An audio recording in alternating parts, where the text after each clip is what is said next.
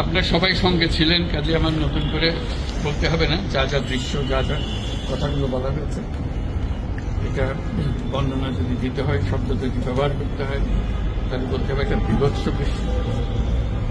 এটা মানুষের মনুষ্যত্ববোধ বলে কোনো জিনিস যা আছে, সেটার থেকে বহু গভীরে নিয়ে গেছে এটা নিশ্চিন্ন করার জন্য, মনুষ্যত্ব অর্জন করে না।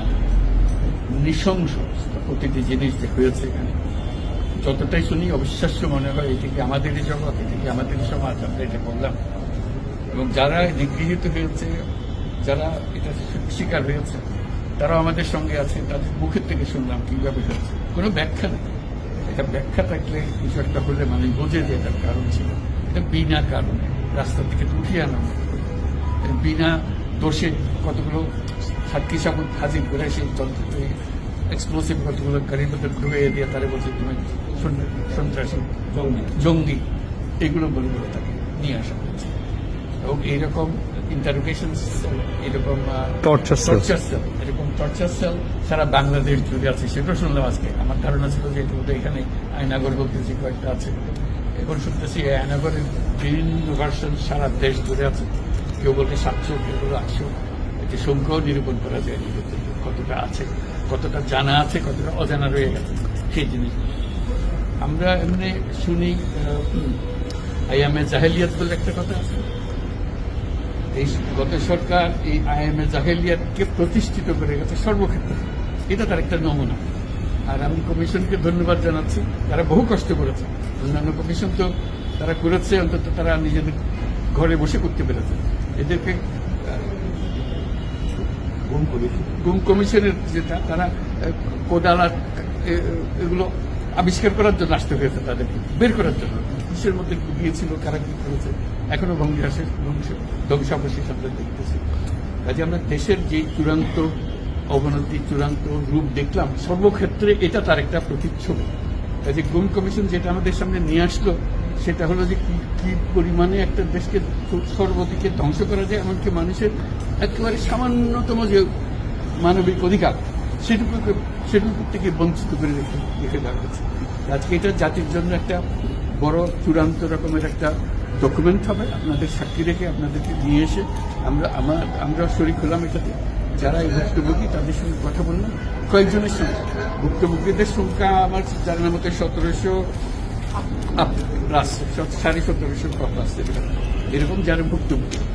অজানা কত, এটা তো আমরা আর জানি না। কেউ বলে যে এটা 3000-এরও বেশি।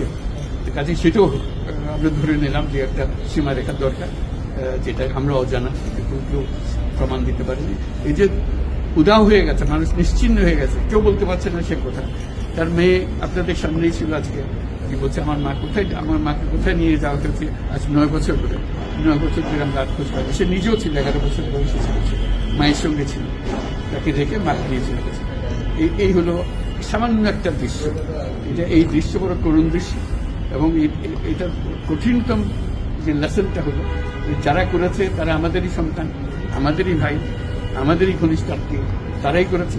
এবং আমরা এই সমাজকে যদি এর থেকে বের করে না আনতে পারি, তাহলে এই সমাজ তো টিকে থাকবে না। যে এইভাবে যদি আমাদের হয়, আমাদের সন্তানরা যদি এগুলো করে, এবং তারা যদি এইরকম কাজ করতে পারে, যে মানুষের পক্ষে যেটা সম্ভব। একজন বলছিল যে খুপির মধ্যে তাকে রাখা হয়েছে, গ্রামে তো মুরগির খাঁচা এর চেয়ে বড় হয়।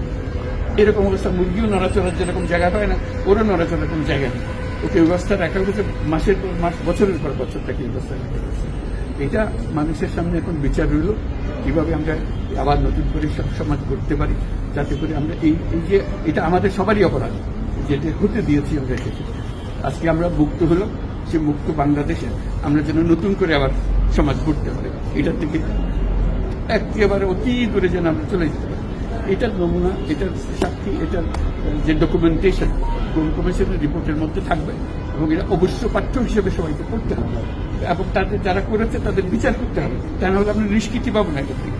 এই যে কাজগুলো করে গেল তারা, তা না হলে আমরা আবার মুক্তভাবে বলবো কি করে যে আমরা এই দেশের মানুষ, আমরা পরিষ্কার। যারা করেছে তাদের জন্য আমরা কেন মুক্ত হতে যাব? তাদের সে বিচার করবো, জনসাধারণ বলবো যে এখন উচিত বিচার হয়েছে, তখন আমরা এটার থেকে মুক্ত পাবো। সেটাই হলো আমাদের আবেদন দেশের সবার কাছে, এই বিচারটা যেন আমরা করে ফেলতে পারি। এভিডেন্স হিসেবে এখন সিলগালা করে দেওয়া হবে, যাতে আইসিটি এভিডেন্স হিসেবে ব্যবহার করতে পারে, স্কুল জানিয়ে।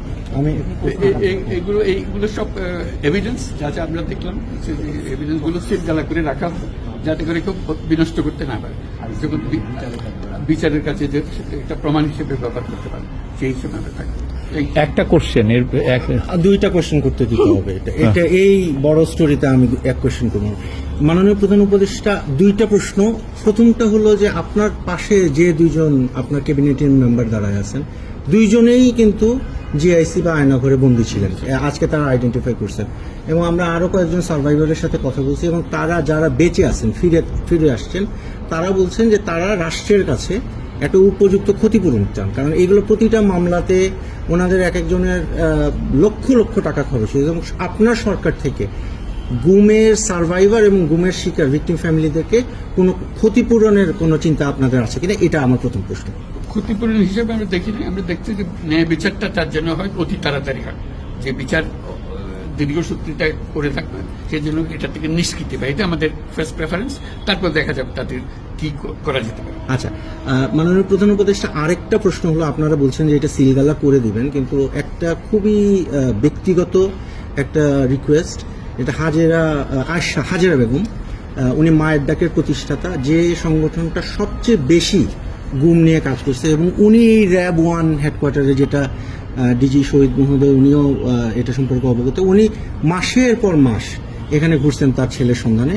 উনি আর ওনার মেয়ে একটু এই জায়গাটা ঘুরে দেখতে চান, এটা অনুমতি আপনারা দিবেন কিনা? বিশেষ গুম কমিশন, এটা মানে গুম কমিশনকে যদি আমরা বলি,